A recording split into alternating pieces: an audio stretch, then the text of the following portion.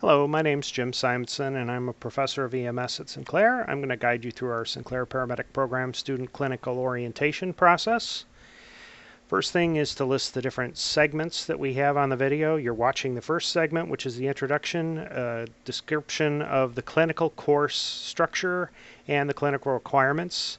Then we have signing up for faculty sessions, followed by signing up for clinical sessions, what to bring, what to wear, and the grading policies.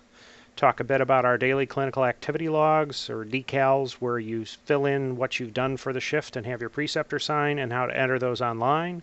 Then talk a little about patient care reports, the appropriate behavior at the site and evaluation periods, and finally what to do if an injury or an illness occurs. The requirements, first off, is that your paramedic student handbook has your clinical requirements and it's your primary source of information. That will change, whereas probably more often than this video will. The course syllabus may have even more up-to-date changes and may include changes that have occurred since your paramedic student handbook came out. So there are a couple things that are standards that are required though. First off, in order to enter the clinical environment, you have to have passed the first semester courses, which is our EMS 2100 A and P, the 2105 first part of paramedic, where you went through assessment, airway, and pharmacology, and your 2110 lab, which was pretty much the component to 2105, where you practice all those skills. Got competent, we checked you off on CPR, some of your basic skills, assessments, and so forth. You also have to have all of your required health information, immunizations, your tests, and your orientation process complete prior to starting clinical. Have to pass the fire and HIPAA safety quizzes. The supplemental orientations and paperwork or contracts that are needed for special sites such as Premier and Children's at the time of this video in May of 19. And you also have to have proper attire and professional behavior while you're at the clinical site. The progression of the courses. There's 3 different phases to your clinical activity. The first part is your hospital experience, which is 224 total hours. That's either EMS 2135 for the entire 224 hours, or occasionally that gets split depending on the semester you started into 2136 and 2137. But regardless, everyone has to complete their entire 224 hours of hospital before they're allowed to do anything in the field. You may not start clinical in the field or practice skills or do anything of the sort. You are not a paramedic student when you're in the field until you've finished 2135 and got clearance and you're working in our appropriate environment. 2160 is your ambulance experience, which is 112 hours as well. You kind of get started in there. Then 2180 is your field internship. And I'll talk about each of those just briefly. During the hospital, what I'd like you to do is to start working in the emergency room until you meet with your first session with your faculty member. So for some of you, that might even be the very beginning, 7 a.m. the first day of the semester. That's great. Knock it out, get it done, and then you've got free reign to go pretty much any place in the hospital that we are allowed through our contracts. But in the meantime, if your session isn't scheduled until the end of the first week, or maybe even the second, or in rare cases the third week, you're going to want to try and stick with the ER and just work on IVs, assessments, medications, and others. Do not wait until your first faculty session. So if your first faculty session's at 7 a.m. on the first day of the semester, no problem. But if your first faculty session isn't until the middle or the end of the second week, you've lost a huge opportunity to get clinical done, and you're going to be behind and have to play makeup. So please get started right away at the beginning of the semester. Once you get cleared for the other areas, which as I said shouldn't be more than a week or 2 into the semester at most, then start focusing on getting your pediatric assessments done, your intubations done, and your OB delivery. Those are very difficult to get in the field. Subcutaneous and nebulizers can sometimes be challenging to get in the field.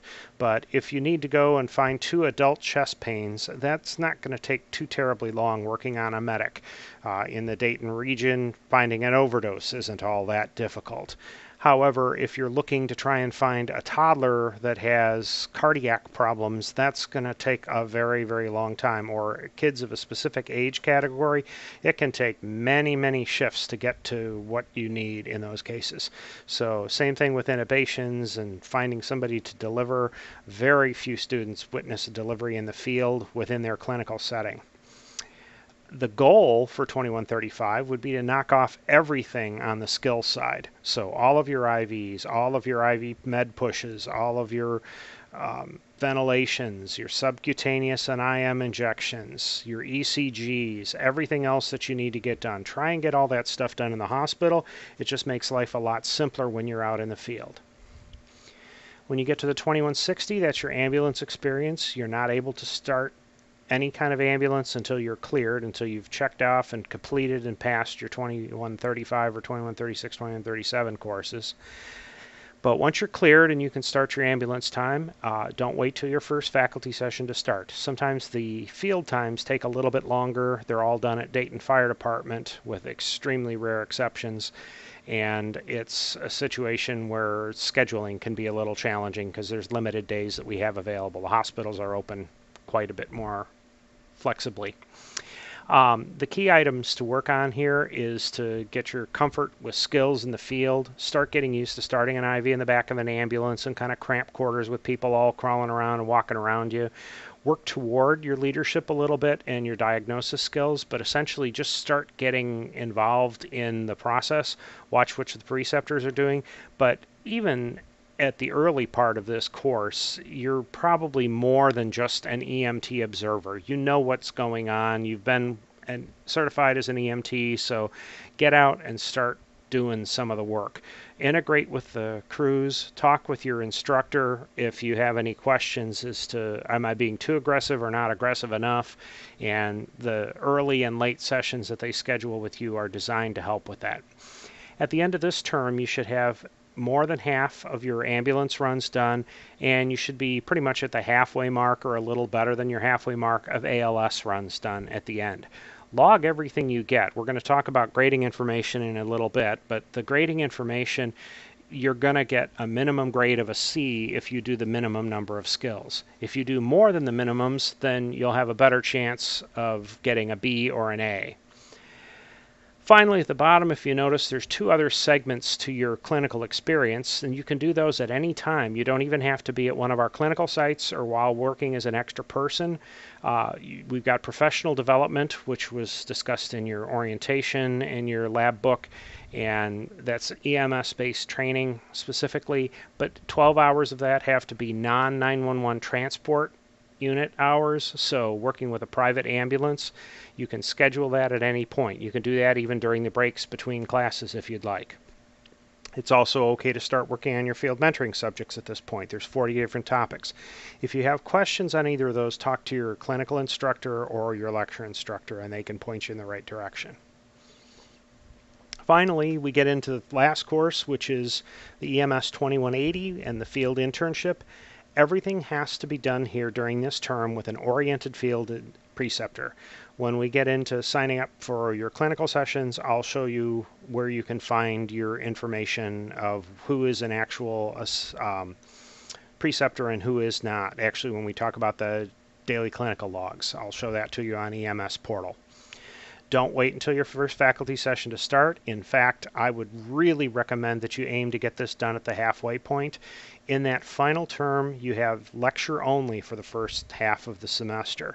The second half of the semester, you get both lecture and lab. So that first half of the semester is the ideal time to just bang out your clinical and get everything done if you possibly can.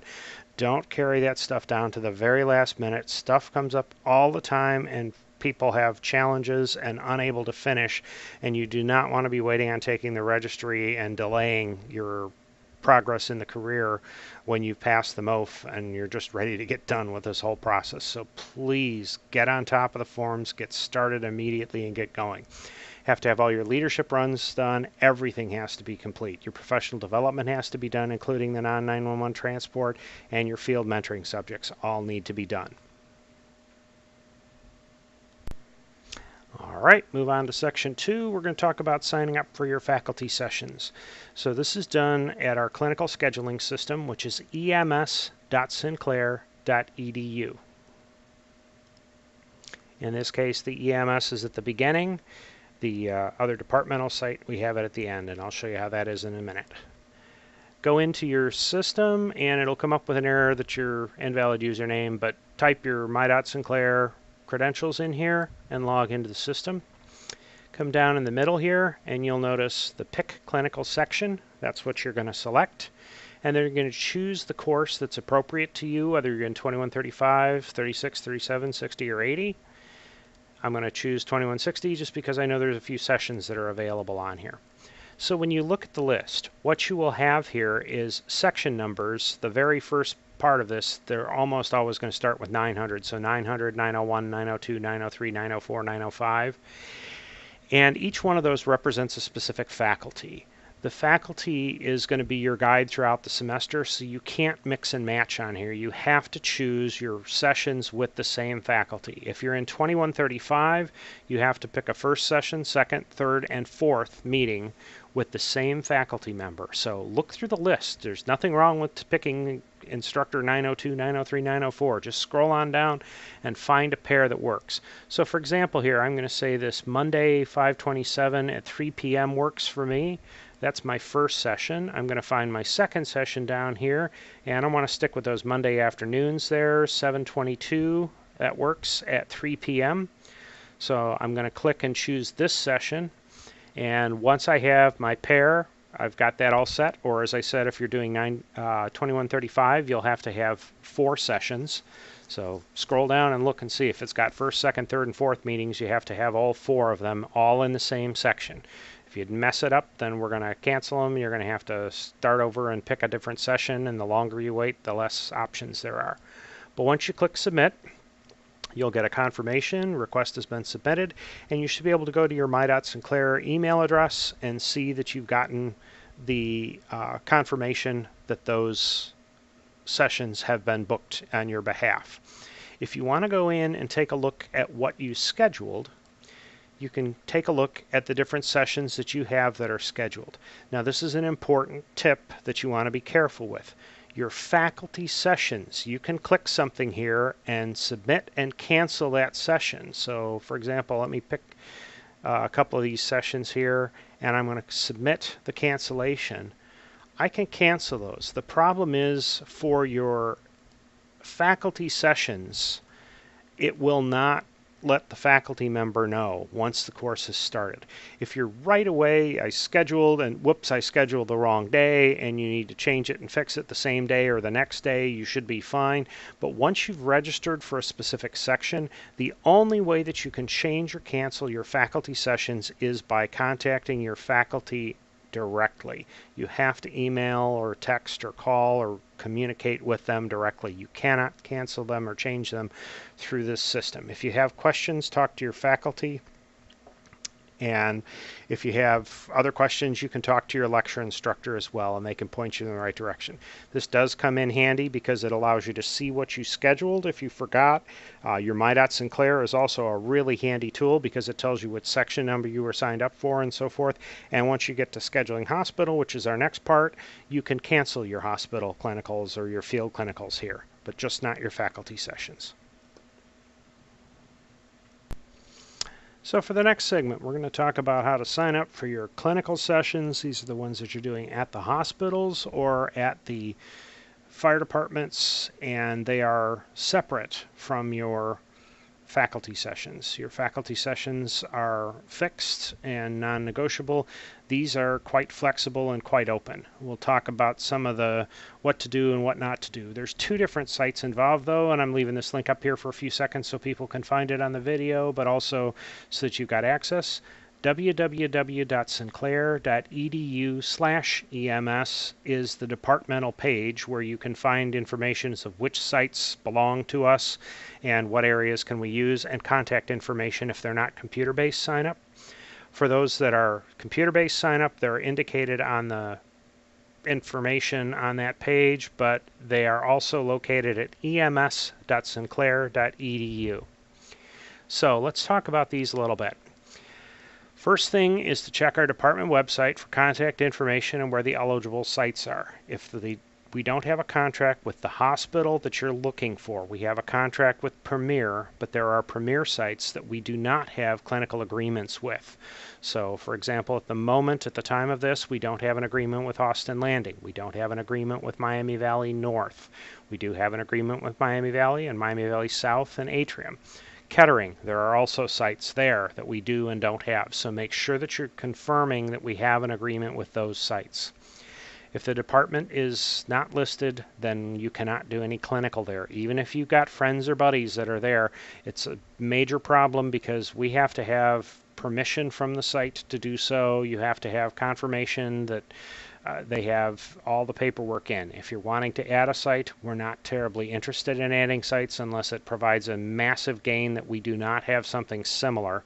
That gets into more of an issue with the field sites, but either way, it's got to be an attractive package, and it's not something that can be done in a day or a week very easily. It's a contract that has to be signed by the president of the college and by a signatory for the department. And the department, usually that is not even just the chief of the department. Quite often, for example, with Dayton, it would be the city manager or the mayor are the ones that would have to sign that agreement. The chief of the department is not able to sign that form. So make sure that you're looking at the areas that are listed. Some hospitals allow ICU and others might be just ER. If they have online clinical sign-up, you are not permitted under any circumstances to call or contact that hospital to request special privileges or I want a different shift or a different day.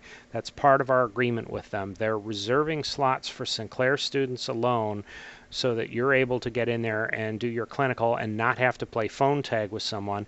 And so the real part of that is that they don't have to play phone tag with you. If you have the ability to sign up for a site online, you cannot call them. You can't tell your friend to ask somebody to sign you up for a specific site.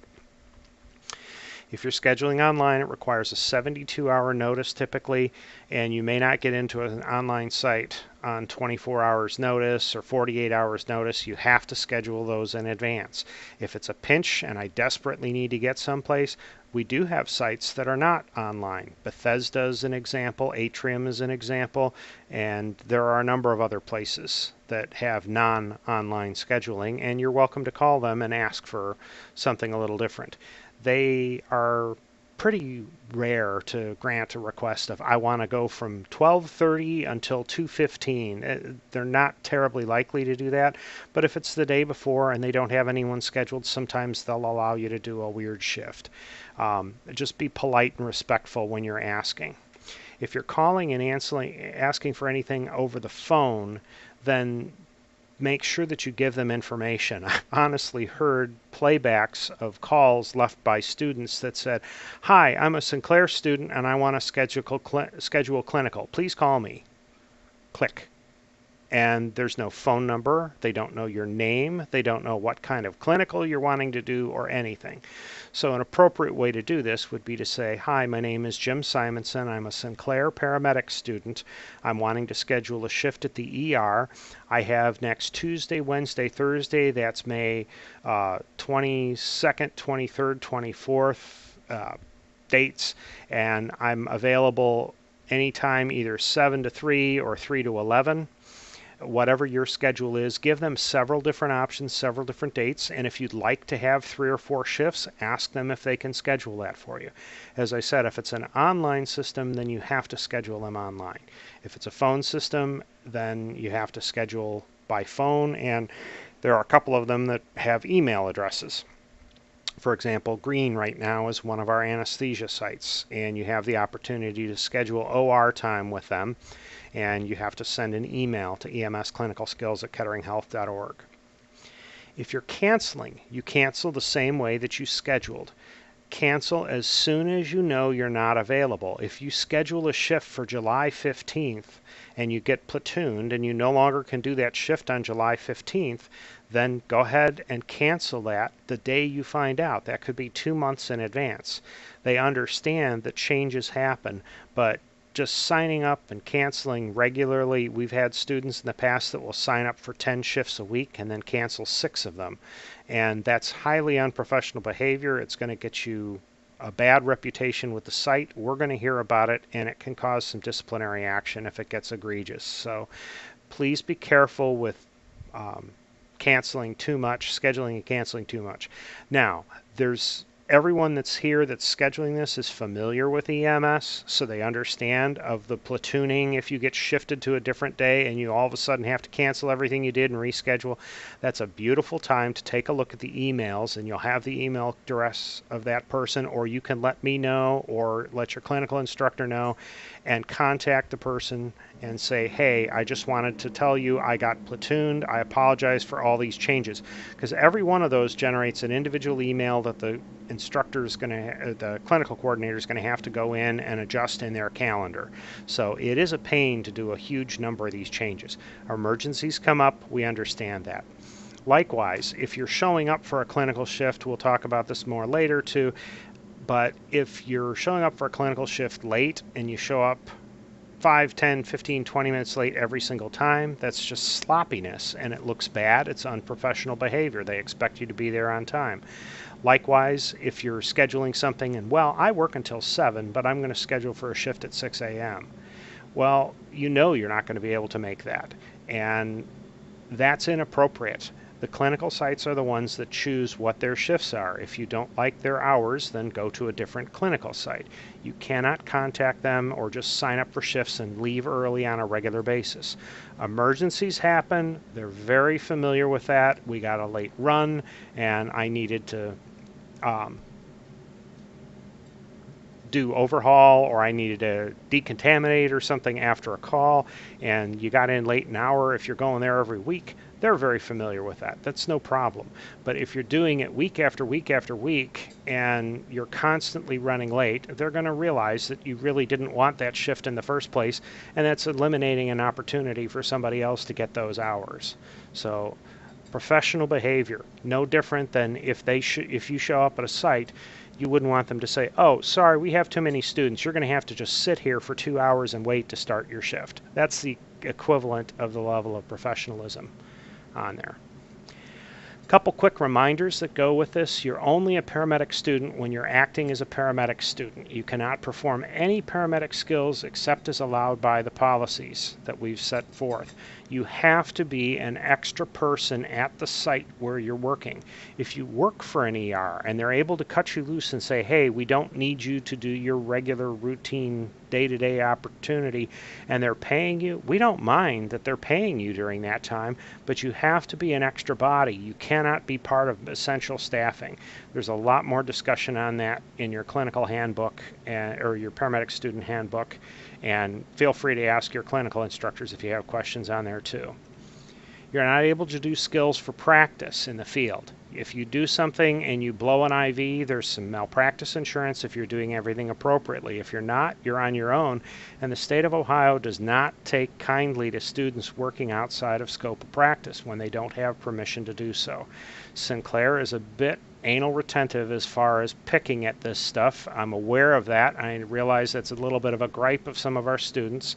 But the reason that we are is we want to protect you and make sure that you don't do something that is going to get you into trouble. I'm aware of other places that have a much more lax policy on there, and while there haven't been real major incidents, there's a possibility for something. If somebody has an allergic reaction to the tape that you used and they weren't aware of it, you've been doing things appropriately, the insurance company that we have for you will pretty much come to bat for you and help to resolve this problem for you. But if you're doing it just outside of your scope and then say, yeah, but I'm a Sinclair paramedic student and you were just second person on a run, I'm not going to be one to back you, nor is the department. So if you're in doubt, just don't do it. Let's take a quick look at how to schedule. So if you're scheduling your clinicals, go back into ems.sinclair.edu. The EMS is up at the front. And you're going to pick and choose your sites. And if you look, you can choose these by department. So we've got anesthesia. This is a big question all the time. Where's the OR? Anesthesia is considered the OR. This is something that was built by IT, and it's challenging to change and more cumbersome than what it's worth. So anesthesia is talking about the OR rotations on there. We have very little available. We've actually got one site on Fridays right now, so this is the entire semester's worth. The other places that we have are call to schedule on there. But if I want to schedule something like an emergency room, let's take a look and see what's available for the emergency room for this upcoming semester. It's going to take it a while to load. I can search by the location, that's the city, or I can look for specific dates. I can browse through the clinical sites by name. So if I know the name, I want Miami Valley, I can click on that, killing a little time while this is loading a massive list of emergency room shifts that are available. Most of the time that you're going to be doing as a clinical student are going to be done in the emergency room. So the ER is where you'll schedule the vast majority of your time. And if you take a look now for 5/16 alone, this is Thursday, 4 days from now, all these shifts are available that one single day, and then we keep moving on forward. So right there, this is all this just up through the month of May. Now we're into June. The month of June, we've got tons and tons of ER shifts that are available that you can schedule and pick and choose online. Once you click these and click submit, the shift is yours unless you hear back from the site.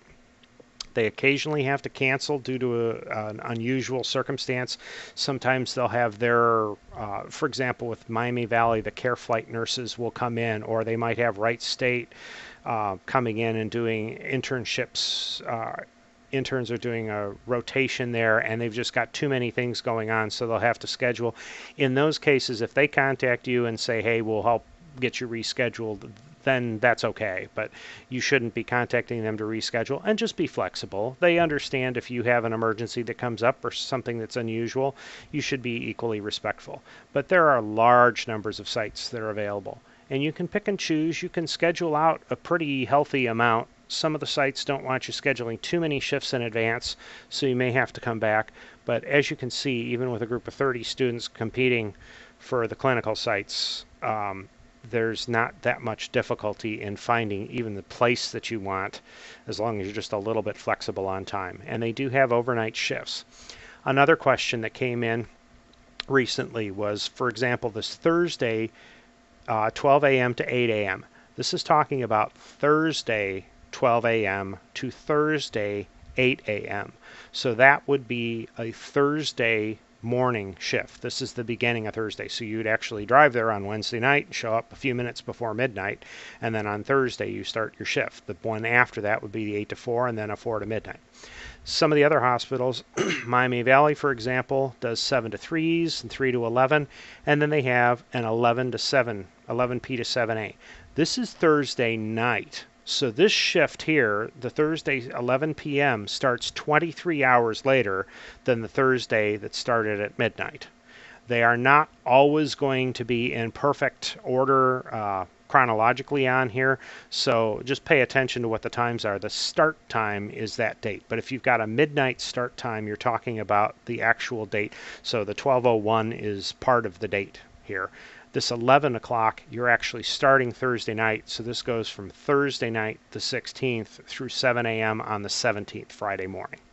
If you have questions, let your clinical instructor know, or contact me or your lecture instructor, and we'll solve it for you. As I said, you can also look through and choose your sites. So for example, Miami Valley Hospital, Miami Valley Hospital South are listed on here. Wayne Healthcare is listed. If you're looking for children's, you can just click on children's and see what shifts. There's not quite as many there, but once again, most people only need 1, maybe 2 shifts, and there's an awful lot of availability out here. So try and get these scheduled and get set in. Now, how do I find out where the other sites are? Because anesthesia, there's more than 5 students. As I said, what you're looking for is this www.sinclair/EMS. This is our departmental page. So www.sinclair.edu/EMS. When I navigate to that page, this is our department, and it's just a shortcut. You can type the whole thing out or bookmark it if you want, and that's fine. But come down here to clinical information. When I click on clinical information, I scroll down. I've got the ambulance sites. So if I'm scheduling a fire department, for example, I can look at the ambulance sites on here. And you'll find most of these are contact the fire department. For the ambulance sites, this is the number of runs that they do per year, and then their contact information. They're broken up by county. So you may have to scroll around a little bit to find the one that you're looking for. Dayton Fire Department and Huber Heights Fire Department currently are both online scheduling. You may not call or talk to Dayton or Huber and ask them for a shift. You have to schedule them through the online tool. You have to cancel them through the online tool. So they don't have phone numbers listed intentionally for that purpose. The other departments you can contact this way. So if I go back to the clinical site page, here's the hospital sites. So Atrium Medical Center. Atrium Medical Center is down in Middletown. You got the ER, schedule that through this email link. I'm sorry, not OR, but obstetrics and labor and delivery you can schedule. The behavioral health unit is available on Monday through Friday at 7 a.m. You can schedule that through there. Please give them a couple of dates on there. And if you want to go into the cath lab gives you a chance mostly to observe procedures. It's an awesome place to go and look. I'd almost consider doing that for professional development more so than clinical hours, but you'd have to call and schedule that by phone. Children's, as you can see, the children's ER is set up through the ems.sinclair.edu. In the rare event that you want to do time at Children's ICU, honestly, I probably would discourage that for a paramedic student. However, if you'd like to go in and do a shift up there, you're permitted to do so. You would need to call Heather Koss to do that. She's given permission for that particular site. Fort Hamilton is currently not available as an OR site. We'll get that updated on our page here shortly. But the other OR sites are available here. So Green Memorial, you can send an email to this site. If you're scheduling the ER at Green, then you're going to use the online system. So you'll notice some of these are split. TriHealth Bethesda is another one of our operating room sites. They're another one of our OR sites. So you'll need to get in touch with them a little bit in advance because you have to do an online clinical orientation process with them. They've got a site-specific orientation. You have to complete that before you go. Once you do it, it's good for your entire program. You don't have to do it for each shift, but you do have to do it once in order to get that done. Upper Valley has the ER available. Wayne is available. You have the emergency department primarily. You're going to find that you're going to need to probably contact Eric directly in order to schedule that. And Wilson is up in Sydney, so very far north on there. We're actually in the process of trying to get the OR on there, but I can't promise exactly how soon that will be. So please keep in mind, as I said, Fort Hamilton, we have to make an update on the page here. The OR is not currently available for us. The other sites we do have available. So for OR time, you've got Green Memorial at this moment. You have Grandview, which you schedule online, and you have Bethesda, TriHealth North. All three of them are good experiences for you. We've gotten feedback from the sites that they really encourage you to come in and watch the LMAs because they are things that you're able to use from time to time. While they don't count toward your tubes, occasionally you'll get the opportunity to ventilate a patient. You might get to suction, you may get to push medications, and it's a really good experience to go in and see those things when they happen. But that is essentially the process for scheduling your clinical sessions. If you have questions, contact your clinical instructor, or you can contact your lecture instructor and we'll get you on track. You're actually over the halfway point at this point. Section 4 with the what to bring, what kind of proper attire, and the grading policies goes pretty quick and painless. So ultimately, the longest one you just went through, which was signing up for clinical sessions. What to bring and wear for your clinical shifts. You need to have your paramedic clinical binder that we gave you. Make sure you got plenty of assessment sheets. Yes, the form is available online. The sites really do not have those forms available for you. You're responsible for bringing them with you. Make sure you got some of your daily clinical activity logs, the DCAL forms that we'll talk about filling out in the next segment. Make sure you have an injury form. Hopefully you won't need it. We're having very few numbers of people that are needing those, and we'd like to continue that trend and keep it at 0 if possible. The paramedic clinical book also has your clearances from Sinclair that says you're able to do basic skills, so make sure you've got them. Have your paramedic clinical shirt. So make sure you get the clinical shirt that's got paramedic student and your logo and so forth. As I believe I mentioned in class with you, for the women in particular, it's a good idea to wear a t-shirt underneath there because they're kind of thin, but it's nice to also have 2 of those shirts available. You're not required to buy 2. You are required to have 1. They're $25 the last I checked. So if you can get a hold of 2, you can always check on the Facebook community, Sinclair EMS community, and see if anyone's got an old one.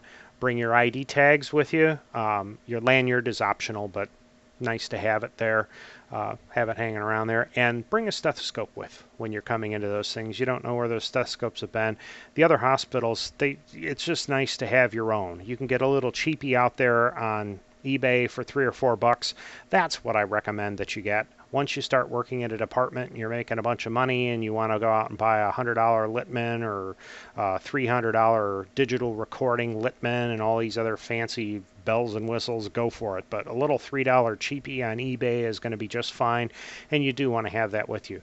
Children's will turn you right around the door and walk back out if you don't have one with you. Most of the other sites will grumble, but they'll probably let you stay. It's just a good idea to have your own stethoscope.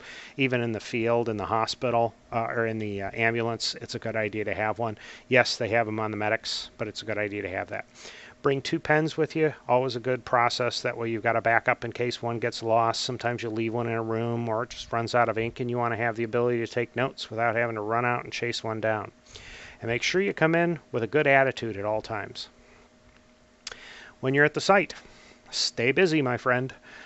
Sign in. So the sign-in books will be described in your confirmation emails or in the sinclair.edu/EMS page.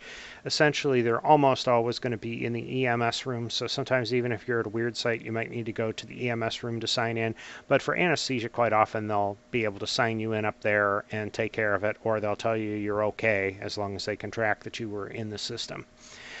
The first semester, again, you're focusing on your assessments and your basic skills. Find a preceptor and work with your preceptor. Your preceptor needs to be with you when you are doing any invasive skills.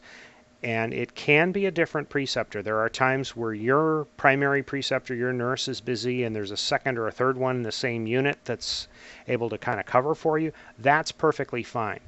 If you're going to start an IV, a perfect example on this, they say number 19 needs an IV. Don't take the tray, walk down there and start the IV. You need to explain to them that the preceptor has to be present when you're doing invasive skills. Now, if you want to go there, there's a little risk to putting a tourniquet on for what it's worth, but putting a tourniquet on, finding your site, getting all your equipment set up and ready to go, and knowing what you're doing first, you can do some of that stuff on your own as long as you have permission from the preceptor. But before you stick a needle into somebody, let alone before you push any kind of medications or fluid into somebody, absolutely without fail, you must have your preceptor there with you when you're doing that. There's a rare occasion where a preceptor just kind of grumbles. It's like, well, if you can't do it, I'll just do it myself. I don't have time to babysit you. Honestly, that's dangerous for the clinical site as well as it is for you. So the first thing I would do there is just say, okay, thank you, and then I'm going to need to leave, and then come and let me know what's going on. You can contact either me, james.simonson@sinclair.edu, or chuck.sauerbrower@sinclair.edu, and we'll investigate on it and find out what's going on, because that's not the appropriate behavior for the preceptors, and they're aware of that. It's a huge risk for the facilities, so it's sloppy for the preceptor to do that, and sometimes they just have a bad day. If it's somebody you've worked with and you realize, yeah, it's just maybe a bad cup of coffee or something personal could be going on, just work with it and kind of work around it. But if it's causing a problem and preventing you from doing skills, then by all means let us know. And you're going to find you have the right to leave at any time, but they also have the right to bump you out if you're doing something wrong. We'll talk about that with appropriate behavior here in a few minutes more, but it's a good start. Work on your documentation skills. It's a great idea to have your preceptors look over your documentation on there, time permitting. Now, if they're running crazy and they don't have any downtime whatsoever, then by all means, you'll have to kind of hold off on those, and that's what your faculty evaluations are for. Your faculty can kind of look over your run sheets and see what happens. But it's so much better if you've got a care professional that has seen the same patient and knows what's wrong with them, so that they can say, oh, this is good, but you missed this and this, and give you some tips and pointers on there. As I said, just be flexible, be proactive, be respectful, but be involved. If you go in there and you want to just sit at the nurse's station and play Angry Birds, you're going to get a bad reputation and you're not going to get asked to do anything. You're there to do whatever is within your scope. So we had considered having a policy where you have to wipe so many butts, do some certified nursing assistant level care. Cleaning a room by yourself without any assistance is not appropriate. But as far as like dragging a trash bag someplace or swinging a mop around the room after somebody threw up, by all means, there are things that you can get in there and help with and assist with, and moving or shifting a patient while you're doing a procedure. The more that you do of those things while you're not getting skill points on your sheets, the more likely they are to kind of hunt you down if there's a specific skill they know you're going to need. So if there's an opportunity for an intubation, they're going to be a lot more likely to push to try and give you that opportunity. Doesn't always work, but it's amazing at how your attitude affects the attitude of others that you're working with. Be polite, be very professional and respectful with your patients as well. Please don't do anything that just comes across the wrong way. You know what is appropriate and inappropriate. We've discussed it in class. If you have questions, talk with your clinical instructors. That's part of why they're there for evaluations. They can catch on to if you're doing something a little bit inappropriately. Make sure you receive your credit, so coordinate with your preceptor. Sometimes your preceptors may have to leave in the middle of your shift. You can do 2 separate forms for the day, do one for 6 hours and one for 2 hours if needed, or you can just have 2 different preceptors signing the form, and you'll have to type both names in the section on there or put it in the notes, and those are acceptable. We can work with that. We have the paper forms on there. That's why we've got those daily clinical logs. But make sure that you've got somebody that knows what you've been doing for the day, and if they're getting ready to leave, try and find out. That's where it's nice to have a specific assigned preceptor and stick with somebody for the most part. And don't forget to sign out when you leave. We have students that are still there that started a shift probably 6 or 7 years ago, so they're if there's something goes wrong, they'll be hunting for you. No, it probably wouldn't be 6 years later, but later that day, if you don't sign out at 3 and there's an emergency, there's an evacuation, and they don't account for you, they may have to send somebody back in to look for you. So please make sure that your professionals sign in and sign out as appropriate. As for your grading policies, check your syllabus. The syllabus is the primary answer to all those questions. Some things do change a little bit, and if they do, we'll notify you in writing. We'll make sure that you're aware. We don't just spring things on at the very last minute on here, but you're responsible for looking at this course syllabus and knowing what's in that course syllabus. You see all the goofy jokes and the memes. I got this one here with the "Oh, so you want extra credit," Gene Wilder, but there are plenty of them out there that, yeah, it's in the syllabus. So make sure that you take a look at those syllabi each semester with each of your courses. You're responsible for knowing the policies regarding grading. Your clinical instructor is your final source of information on there. If you have questions, you can certainly appeal that, and you can talk to Chuck. And if you contact me, if it's a clinical site issue, I'm the clinical coordinator at the moment, so I'll be happy to chase those down. I can answer some basic questions, but as far as a policy, when do the forms have to be turned in? Do I need it in red ink or black ink or blue ink? That's entirely up to your clinical instructor. Some it matters, others it doesn't. That's their class. They have the rights to set the policies on there.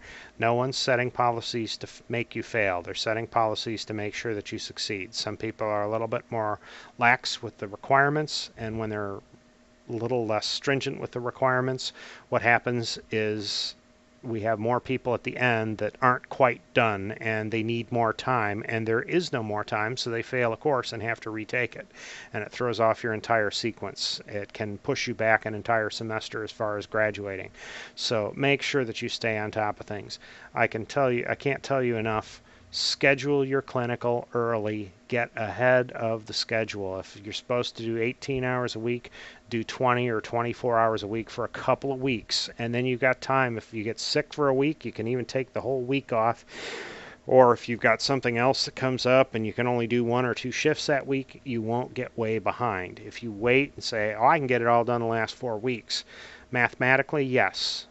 Are you going to? Absolutely not. And we have people that try to pull that every semester and crash and burn as a result of it. So be professional, make sure you have your appropriate equipment with you, and ask your clinical instructors for any questions. Next section here is really important, one you'll probably need to refer to a couple of times throughout your career as a student.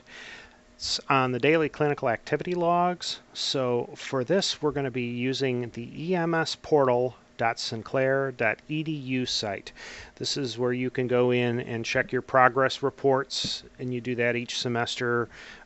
Your feedback from your faculty, your program chair, and the medical director. And you can look at your lab forms, each of your individual forms, and you can also look at these daily clinical logs that you've entered.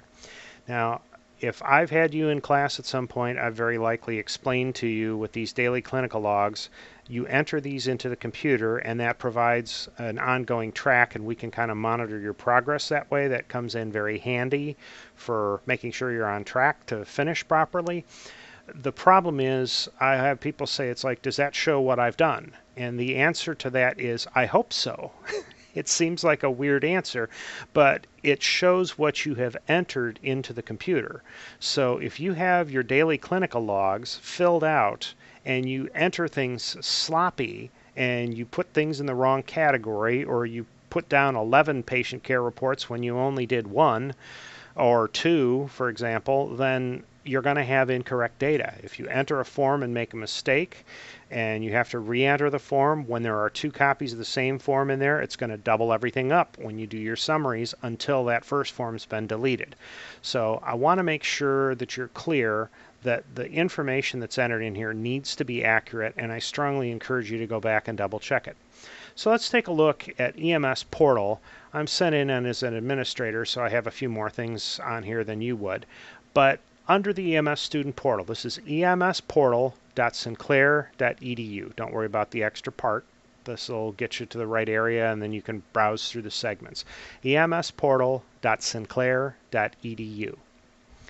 So if I click on Paramedic Activity, I've got a couple forms here that Chuck entered a while back, just as practice. And if you look at this, it's small just to fit on the video here appropriately, but it's got the site, it's got the preceptor name, your first and last name, your tartan ID, the sheet numbers, the date that you were there. So no skills were completed on here. This was just, again, a test form that he had entered. But what you want to do is take a look, and you have your start and end times. They don't show up on here, so it looks like it's got 3 o'clock to 4 o'clock set in on here. So you've got your 3 and 4 o'clock. You don't have the ability to update those. If you need something at the top edited, either Chuck or myself can edit those for you. But if it's anything that's down here, you're going to have to re-enter the form. So you're entering in how many of each of these skills you attempted, how many you completed in the evaluation. A couple of the cross checks on here. You can't complete an ET tube without attempting one. So this isn't how many you missed and how many you hit. This is how many you attempted. So an IV is a perfect example. I tried 8 times to get an IV. 6 of them were successful. So that would be 8 here, 6 here, and then whatever your evaluation is. So it's either needs improvement, satisfactory, or outstanding. Be careful if they're in the wrong category. We're going to have you re-enter the forms. Make sure when you're entering primary presenting problems, you're entering those adult, pediatric, geriatric, and evaluation. You can kind of compare those forms this way, but this is a one-by-one. You can go in each one of your forms and see what was entered. If you want to do a summary of what you have, then I could type in here, and I'm going to just look for everything I've done. Actually, let's go back with Chuck's information here. And I'm going to have to scroll this for just a second, so bear with me for just a second here.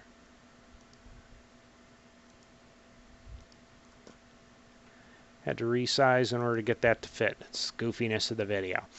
But I've got that set, and there are his 2 forms. So I can select all these forms, and I can search for a date range. So if you're looking for a specific semester, look at all those, and it will give me a summary that shows me what the summary of all the different forms that were entered. So he entered 2 single-hour forms with nothing else, and that gives you your summary data that's on here. Now, when you're entering a form, it's going to be the Paramedic Clinical Log version 2. So the first thing I wanted to do is let's show you what the forms themselves look like. You got a chance to see this in class most likely, but at the top you've got Clark and Sinclair are the colleges still here. Make sure you're using a version B unless you've been instructed otherwise. Put your name, your date, the start and end times on here, the name of the clinical site and unit. So for example, Miami Valley Hospital Emergency Room, or Miami Valley Hospital Labor and Delivery. And then your evaluator, your preceptor, will give you an evaluation on these categories. Make sure that they check those for you.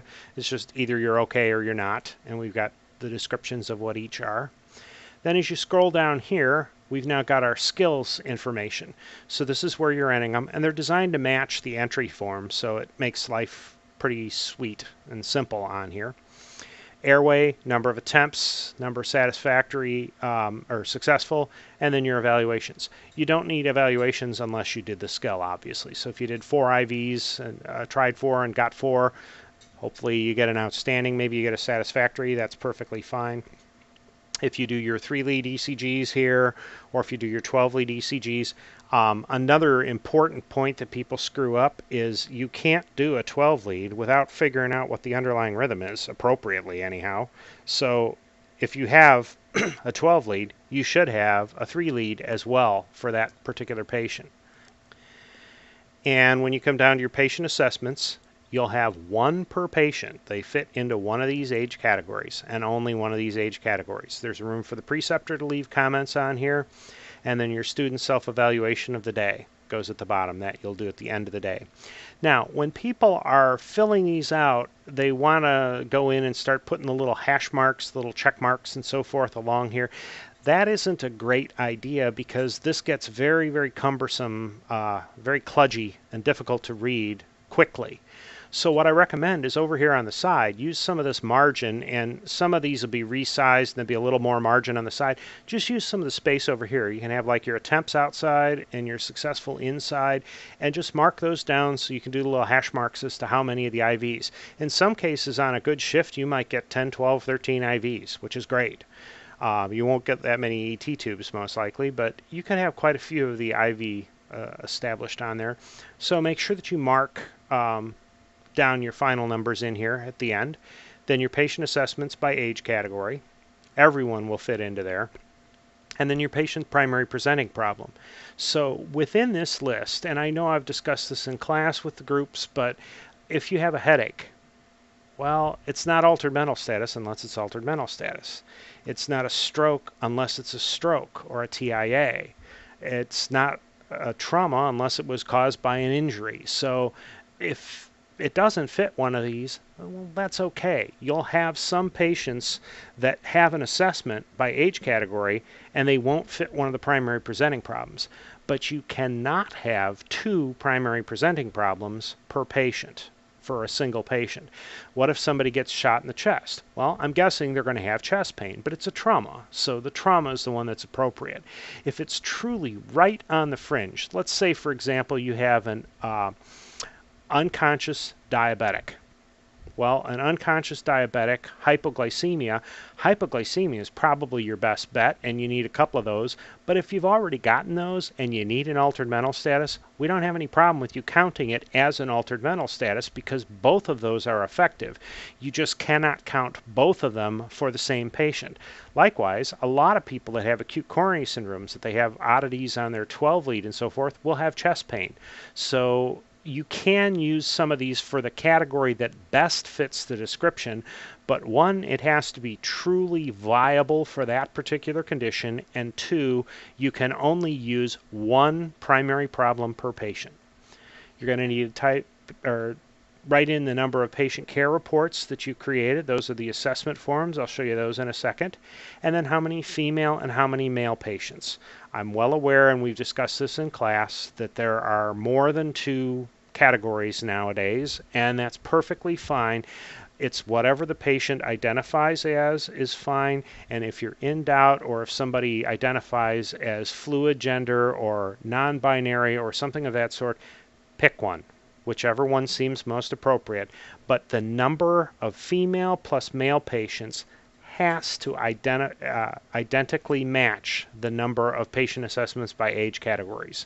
You can't have an other or nothing that's listed in here, so be careful with that. If you're doing the field clinical, the ambulance experience, a couple things on here. If you go on an ambulance run, it doesn't always have to be a transport, but it has to be a true involvement. If you go out on an auto accident and somebody wants a blood pressure check and says, yeah, I'm fine, I'm going to go to the doc, that doesn't count as an ambulance run, let alone an ALS call. If you go out, on the other hand, to somebody that's a diabetic and you start an IV and you give them dextrose through the IV and they wake up and then they sign a refusal form, that's a call. And honestly, it's an ALS call as well. So make sure you're getting credit. As you would expect here, you can't go on an ALS call without going on an ambulance run. So this number will be equal to or greater than your total number of ALS calls. The ALS calls have to be something that's legitimately ALS. To me, you have to be able to say this was an ALS run without cracking a smile or laughing out loud or something of that sort. So a person that stubs their toe, well, that could get infected and you could die from that, isn't going to cut it.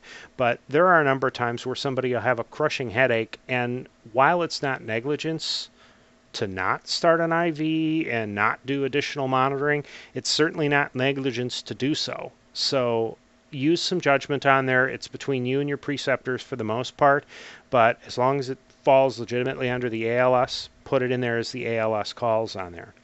For the team leads, for people who are in the final semester, I'll make this brief because you usually get this more in lecture, but for the team leads, you have to be acting as the team leader on there, and you're marking whether it was an ALS or BLS run, and then marking the assessment on there. Until you're in the final semester taking EMS 2180 and you're familiar with what all this means, leave it alone. You're not entering anything under these circumstances. You can't put anything in here during hospital. You can't put anything anywhere here in hospital. You can't put anything in here until you're in 2180. So be careful about marking the wrong stuff, or we're going to have you re-enter it. Well, what if I'm on a 16 or a 24-hour shift because my department lets me do a 24 and I have 8 ALS leads or 8 team leads? You can only do 5 per sheet. So do a sheet for 12 hours and then do another sheet for the other 12 hours and mark it that way. And that's perfectly fine. Make sure you know the preceptor's name. That needs to be printed down here so that we can read it and enter it and have them sign it. One thing to have them notice is the clinical activity is accurate and the student was never essential or minimum staffing during this clinical shift, and you're going to get your sheet number. So that's going to come important while we're entering these forms. Real quick, let me show you how to enter those forms, and we're getting close to the end of this segment. So if I come down here to Paramedic Clinical Log version 2, and just to show you where that was because it was kind of quick, under clinical forms you got your activity, the individual sheets, then the summary, and then you got log and log version 2. Version B is version 2, so that is one and the same. You'll find if you try to go to the clinical log, it's going to come out a little bit weird and you're not going to have the categories you need. So your sheet number here, I just talked about that, so the sheet number for this one was 5601. So 5601 is what you're going to enter into this box. So just as an example, I'll put that as 5601, and we're going to say that this was done at Miami Valley Hospital, and you don't have to put any leading numbers or so forth on here. Then you've got your date of the clinical activity. So whatever that date was, let's say I was really a go-getter and did this on January 1st of 2019. When you're using start and end times, follow these instructions. We had some problems with this in the past. If the hour is 0, then use the AM switch. If the hour is 12, use the PM switch. The example I can give you here is I had a student that was with me from 11 a.m. until 12:30 and put it in as military time. Now, if you look, once I click past this, I've just screwed it up. I'm telling the computer I was there from 11 a.m. until 12:30 a.m. That's 13 and a half hours. The student was there from 11 a.m. until 12:30 p.m. for 90 minutes in order to complete the final evaluation run on a second shift. So in that case, this information is going to show up as garbage. And in this particular case, the student thought she was done and found out that no, she's still got to get another 8 hours because she thought she was over by a few hours. Nope, she was actually under by a few hours, and that was at the very end of the program, so it's unpleasant. So military times are fine, but if you're 0 or 12 hours there, you have to use AM/PM switches. Enter the information the way it was on the sheet. As you saw, you've got all the skills. Make sure that you enter anything. Sad point of news, if you click one of these radio buttons, there is no magic way to unclick them. You can't undo one of these. The only way you're going to be able to fix that is to refresh the page and start over and just re-enter it again. It's a mild pain, but I promise you, you'll only do it once or twice, and then you'll start to remember to click in the right column. If you're doing this on a smartphone, sometimes these columns get a little weird. It can be done on a smartphone, so it works, but just be careful that it can be challenging that way. Then enter your patient assessment age categories on here, and you want an evaluation for everything. You have a number here. If it's 0, you don't want an evaluation for it. Your primary presenting problems, again, it's designed to mirror the form perfectly, so everything should line up properly. Then you got your number of male patients, female patients, patient care reports. The only thing here was a little weird is patient care reports was above that. So just make sure you got male and female patients set in the right spot. And if you're entering ambulance runs, the number of ambulance runs, this is not BLS calls. This is all ambulance runs. So if I went on 3 BLS and 2 ALS, this would be a 5. The 2 ALS would make that a 2. And if I was a team leader, on everything, I'd have 2 ALS team leads and 3 BLS team leads. Now, it's up to your form. We won't know which was the ALS and which was the BLS, but it will tell us if you have needs improvement on any of our leadership runs, because then that doesn't really qualify or count. For the ALS calls in general, you'll have an evaluation. So this bottom section here from the team leads, ALS, BLS, and the team lead evaluations, that's only for 2180. That's only for your last course. You'll need to put your student's self-evaluation, type in your preceptor's name, so that's where you need it legibly so we can tell what it was. If the preceptor entered any comments, please type them in here. And then come down, we've got a mini survey for your satisfaction for this. Did you have problems scheduling? So strongly agree, everything was fine. We give this feedback to the sites, and they absolutely love this. This is one of the little benefits we give them. Your tuition comes to us, so we're responsible for trying to help make a good experience for you clinically and educational experience as well. But the sites gain from getting some comments and feedback. So if you've got any good or bad comments, let us know. If you've got anything that's really significantly good or really significantly bad, then contact me as the clinical coordinator or your clinical instructor, or Chuck as program chair, and we'll make sure that the sites are made aware of what those are. But that's the process for filling out and for entering your daily clinical activity logs. If you have questions, talk to your clinical instructors or your lecture instructor. A couple more relatively short sections to wrap this up. Next is the patient care reports. So your patient care reports you can find several different ways. Obviously we print them. They're available in the lab to get some extras. You can stop by the EMS administrative assistant desk and she may have some for you. If not, then again, in your lab, you're able to pick those up. You're supposed to drop these forms off periodically. So your syllabus will explain the DCALs should be entered within 3 days, and then your daily clinical logs, the white copies of the daily clinical logs, and these patient care reports should be dropped off within a week. So you do need to make a quick swing by Sinclair and drop these forms off periodically. You can talk to your clinical instructor on how best to get the paperwork to them in a timely fashion, and they are, as I said, the final word when we look at those pieces. But for the assessment forms, you also have this available on your course shell. So if you need to in a pinch, you can print one of these. I just as soon have you get the ones we have. They should be all 3-hole punched for you and ready to go. But when you're filling it out, put your EMS name, the date, the unit, location. Your age group is listed on here, whether it was male or female. As I said, this is how you're listing it on your sheets. So if you're in doubt, just flip a coin and pick. And while I understand that can be frustrating, don't do it in front of the patient. You can leave it blank for the moment. You can write something in over here, but when you're entering it into the computer, you need to make sure and pick one of these. Otherwise, it'll throw off the tracking.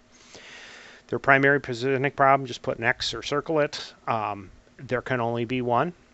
When you're filling in this information, these get discussed in class, so I won't spend a long time on this, but we want you to put stuff in every single section until you have been told by your instructor that you're okay to use this as a blank narrative. I would rather you start by doing this. As a rule in the hospital, we have you doing this through the entire hospital because we end up getting people missing stuff all the time. And it's entertaining for a while to have you chase back in and say, how are the lung sounds? Oh, I don't know. Go back and listen. Oh, hi, mind if I listen to your lungs? Okay. Well, what was the pulse in the other arm? Oh, I didn't check that. Well, go back in and check it. Okay. Did you use the Dynamap or did you do a manual blood pressure? Well, with somebody with hypertension, you should do a manual blood pressure as well. Go back and do it again. They have the pulse ox on? Oh, no, they didn't have that on. So go back and get that. Said they're allergic to grapefruit. What happens when they have grapefruit? Oh, I don't know. Well, go back and get it. So we really want you to get used to using this form at least to start with, and then you can go off book later once your clinical instructor tells you you can do so. Medications, as I said, what medications you have, just the base classification and the indication. You don't have to go into grand detail of every last little bit of dose and so forth. We're not worried if somebody's taken 500 milligrams or 850 milligrams of metformin. That we're worried about, are they taking metformin, why are they taking it, and what's the basic class of what that is.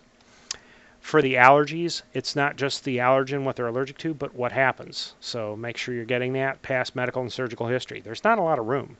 You're going to find some people have big, long lists of this stuff, and you can put the key aspects on here is fine, or you can kind of double up some stuff as is needed. But physical exams on here, we want to make sure that you've got information on everybody. So NKDA, no known drug allergies, is okay, but maybe there's no known drug allergies, but they're allergic to bee stings. So it wouldn't hurt to put that down on there and say, you can mark it as anaphylaxis, or you can say needed intubated, or I get an itchy rash, in which case sometimes you'll find the drugs are going to be given anyway. For the physical exam, we want you filling in each section. You're not supposed to be writing normal down for anything on here, but one of the exceptions to that is normal sinus rhythm is okay. But not applicable, nothing is not applicable. So when you get into things like the skin, so when we're looking at skin color is normal. Well, what is normal? I can look around in a classroom and I can see 25, 30 different people, and every single one of them is slightly different. Yes, most of them are pink, but some of them might be dark brown. Some of them might be jaundiced, so and different shades. Somebody might be really spray tan. If you go to the president, there's different colors and shades and things that get into play there as well. So what is the color? So describe what that is. Skin is not normal. Skin is pink, warm, and dry, potentially, on there. So list what is normal. Describe normal when you're filling those in. We want you to get used to that process. The treatments and vital signs, anything that you do, if you do an intervention or a treatment, should be listed on here, and then you should mark down what the response is. what's happened. If you mark it here, you don't have to mark it up here. Mike Oster and I tend to go back and forth on this a little bit. I don't mind having things marked twice. The problem is if you have conflicting information in two different sections, it makes your report invalid. It makes it look like you don't know what you're doing. If you've got the same information listed twice, then that's effective and correct. So be really careful. Write down what's your field impression. This is what you think is wrong with them. So if you think it's pneumonia, mark that. If you think it's possible or a rule out heart attack or a stroke, mark that. And then you should have some room for your preceptors review. You won't have to have every single form reviewed by your preceptors, but I can promise you at the early stages we want as many as possible reviewed. By the time you get into the end, I tend to do a lot more of the final field clinical. I want a run sheet for every ALS run that you do, and I want to see are you doing good quality run sheets on there. And then obviously the evaluation runs, when I'm there, I want a good run sheet. Likewise, if I'm watching you do an assessment in the hospital, and I'm following you around in those cases, I want to be able to see that you've documented everything. I can see what you've done there and fill in any holes if you missed it. If I didn't see the patient, I might miss something that you missed because I wasn't there to see what was going on. But make sure you fill everything in completely and talk with your clinical instructor if you have any questions.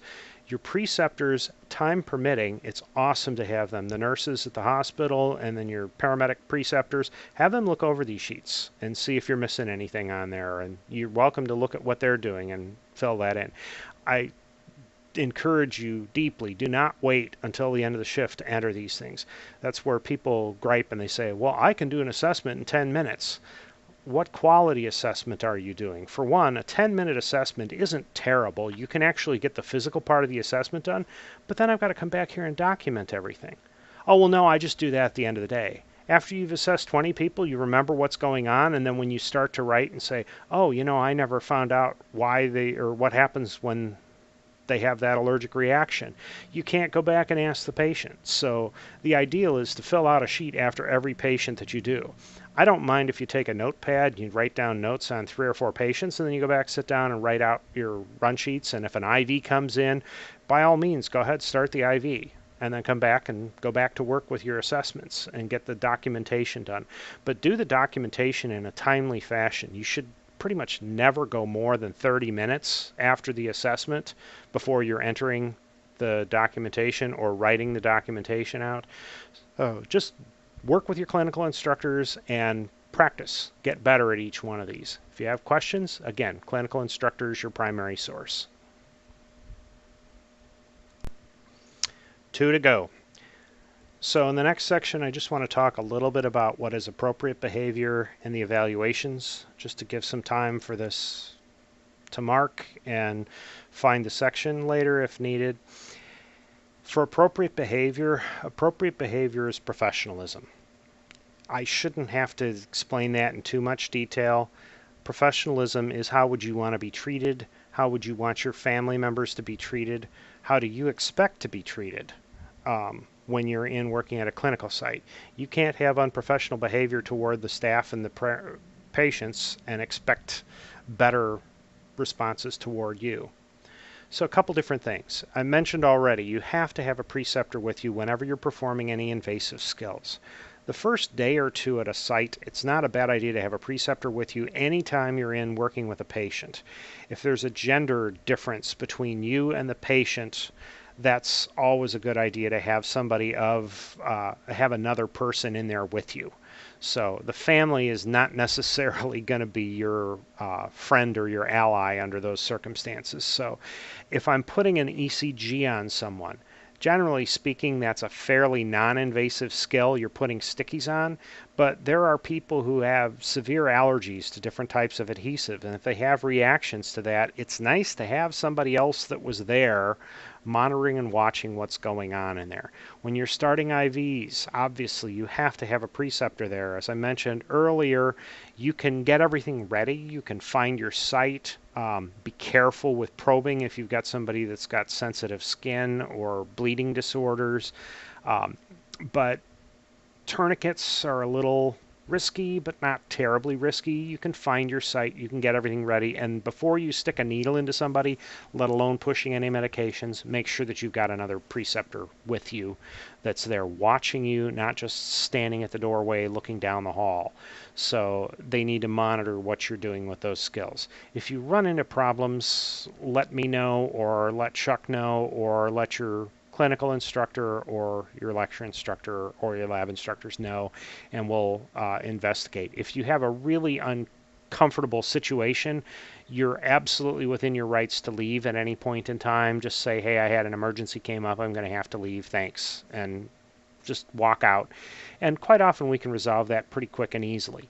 Likewise, as I've said, the sites have the right to do the same with you. They can dismiss you if you're doing something inappropriate and it just comes across wrong, and they want to get it investigated before they have you back into that site.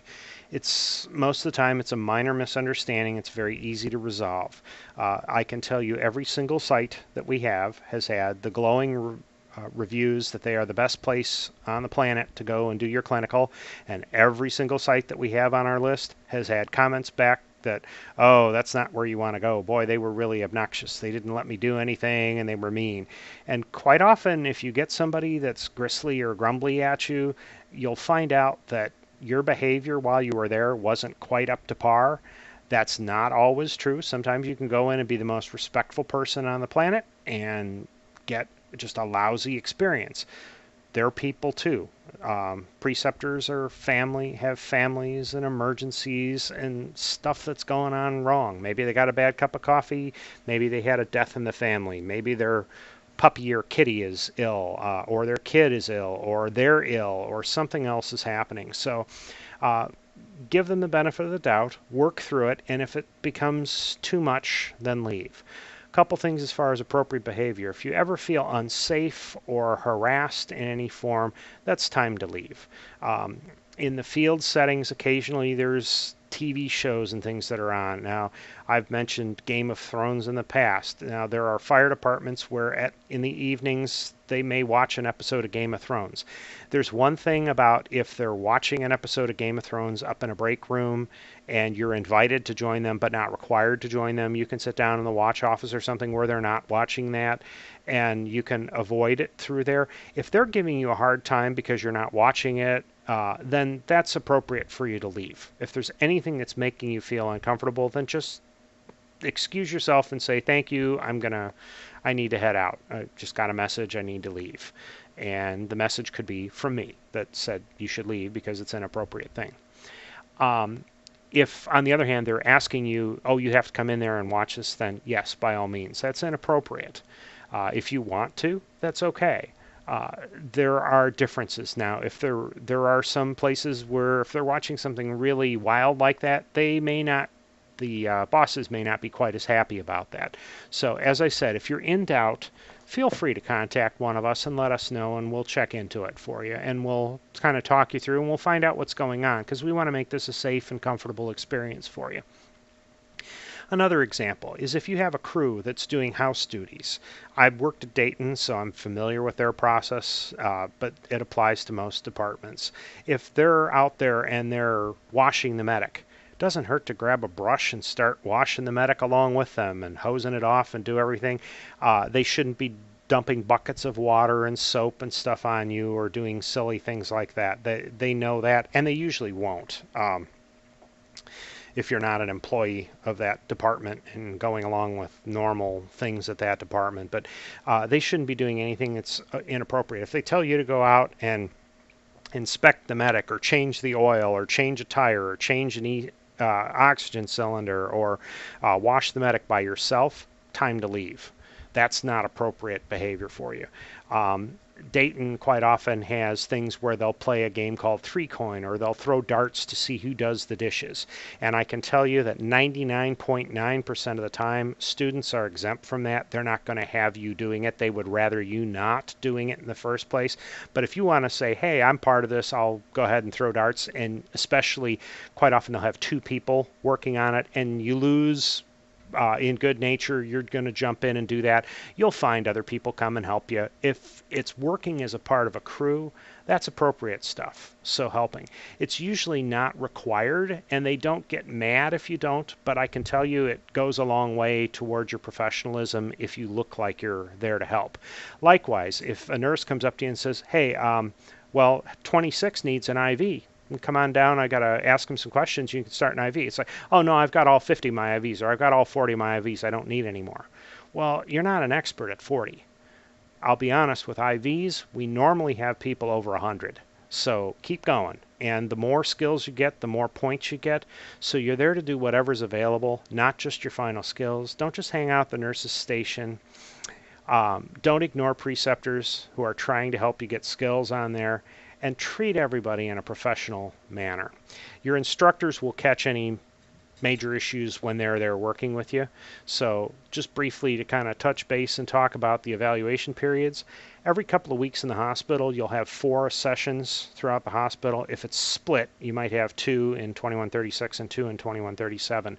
But you have them every couple of weeks where you're there, and the instructors will see how you're doing. They usually have 2 different students. And if I'm at the hospital, I'll have one that's at the North Station and one's the East Station at Miami Valley Hospital. And I'll follow them around, and I'll walk with one for a little bit, then I'll run over and catch the other one. They're getting ready to start an IV, so then I'll come back to you. And we'll talk through what paperwork you need to do. I'll look at your run sheets that you've done. We'll talk over any of the clinical requirements. It's really a good idea to have good contact information for one another on there, because emergencies do come up if you get platooned or if you get sick. Changing your schedule online is not going to work. As I said, you're going to have to change your faculty sessions directly with the faculty.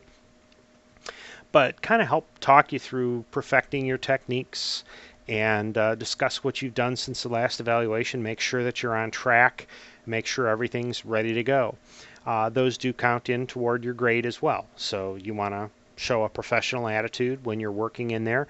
And if you're scheduled at a hospital, you don't have to go to the hospital where the instructor is at any time other than your evaluation periods. So for example, if your instructor's at Miami Valley and you don't like Miami Valley, it's too hard to get to in Park, you want to go to Kettering instead, or you want to go to Atrium or whatever, you can do all your other stuff at other hospitals. I do tend to recommend, especially before a final evaluation, that you go and ride. If you're in the field segment on there, as I said, everything will be done with an instructor at Dayton Fire Department. So if you're not a big fan of Dayton Fire, that's fine. You don't have to ride there. They're busy, but there's other busy departments. Harrison's busy. Trotwood tends to be kind of busy. And there's others. Like I said, Huber's not bad. They're a really good experience. They're not quite as busy. But there's great places all over the area. So feel free to ride where you'd like. But it's not a bad idea to go to the station and the crew that you're going to be working with. So they work every 3rd day. Work back 3 days, 6 days, 9 days, 12 days in advance and schedule a shift with that crew and just get familiar with where the bathroom is, where the stuff is on the medic before you come in for your evaluation. The instructor can show you around, the preceptors will show you around, but it's nice to have some of that knocked out, because I will tell you, for the evaluation stuff, if we get in and we get our run done early, we can finish early. So anything you do with your instructor counts toward your skills. So that 4-hour shift counts as 4 hours of time that you're there with the instructor. IVs you start, runs that you go on, medications you push, patient care reports, all of it count toward your skills. If you have questions, once again, your clinical instructor is your primary source. And yes, congratulations, we're at the end of this. One last thing. If anything, if you have an injury or an illness during clinical, a couple things that you need to do. If you get killed, well, then obviously somebody else will have to fill out the paperwork for you. Never happened, hopefully never going to happen.